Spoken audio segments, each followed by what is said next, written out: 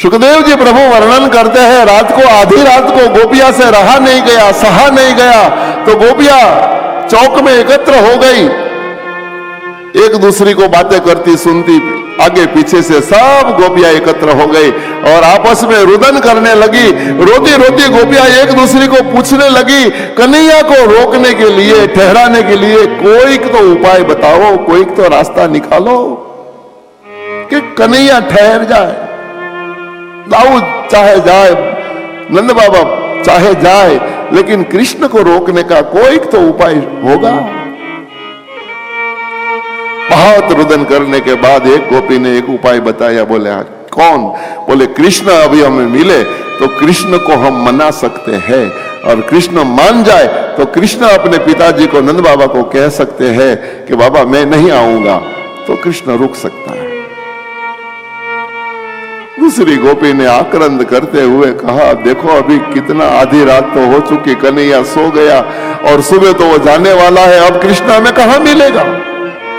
मिले तो मनाओ ना, लेकिन मिलने का ही मौका नहीं रहा अब तो।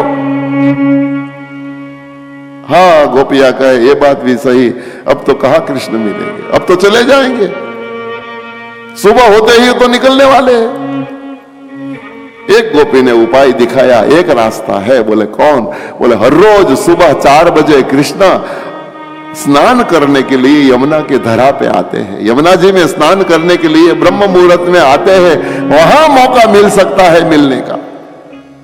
गोपिया के हृदय में प्राण आ गया हो, इतनी हर्षित हो गई। हाँ ये बात सही है। बोले अभी से हम उसी किनारे पे, उसी धरा पे जाकर के बैठ जाए, जब कहीं आज शायद ज्यादा है तो जल्दी भी आ जावे, अभी उसे मिलना हो तो अभी से वहां जाकर के इंतजार करे। सारी गोपियां उसी तट पर जहां पे हर रोज प्रभु स्नान करने आते थे, वह किनारे, वह धारा पर आकर के बैठ गई। आपस में चर्चा करती, कन्हैया को तो मैं रोक लूंगी, मैं कहूंगा तो कन्हैया जरूर मानेगा, मेरी तो कभी नहीं टालता, ऐसी ऐसी बात करके इंतजार करते थे। लेकिन उस रात भगवान स्नान करने के लिए नहीं आए। अरे कृष्ण तो नहीं आए। सारी गोपियां आक्रंद कर करके एक दूसरे को दोष देने लगी, अपना ही झूठा है, अब किसको फरियाद करे। कृष्ण नहीं आया, लेकिन उस जगह पे अक्रूर जी स्नान करने आए, और अक्रूर को आते हुए देखकर गोपियों को इतना गुस्सा अक्रूर के ऊपर आ गया कि आक्रंद करती गोपियां अक्रूर को चारों ओर से घेर लिया और अक्रूर को भली बुरी कहने लगी, सुनाने लगी। अक्रूर, अक्रूर तुझे पता है तू क्या करने आए हो? अक्रूर लगता है तुझे पता नहीं है, भोला बनने की चेष्टा मत करो अक्रूर, तो हमारे भगवान को लेने आए हैं। और एक बात कान खोल कर सुन लो अक्रूर, यदि हमारे कृष्ण को तू ले जाएगा ना, तो कृष्ण के विरह में सारा गोकुल तड़प तड़प कर मर जाएगा। तड़पते तड़पते मरने का सारा पाप अक्रूर तुझे लगने वाला है। अक्रूर, अक्रूर तू अक्रूर नहीं है। एक गोपी ने तो ऐसी गाली दे दी अक्रूर को, अक्रूर तेरी बुआ ने तेरा नाम ही गलत रखा, तू अक्रूर नहीं तू क्रूर हो।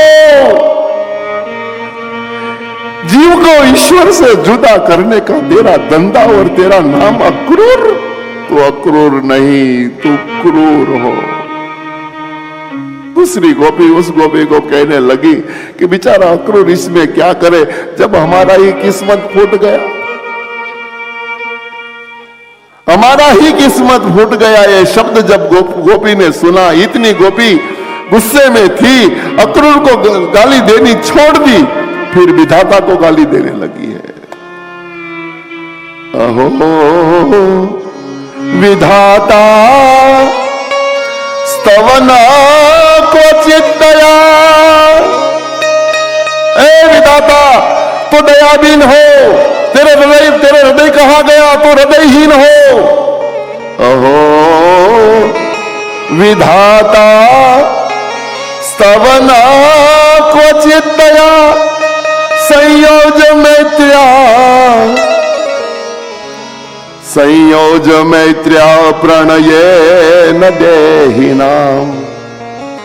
विधाता तू हृदयहीन हो, यदि तेरे पास हृदय होता तो संयोग करा करके ऐसी विरह की धुनी में, ऐसी विरह की आग में हमें नहीं डालती। तूने हमें संयोग करवाया, भगवान से भेंट करवाई, अब हमें भगवान से बिछाड़ना चाहती है।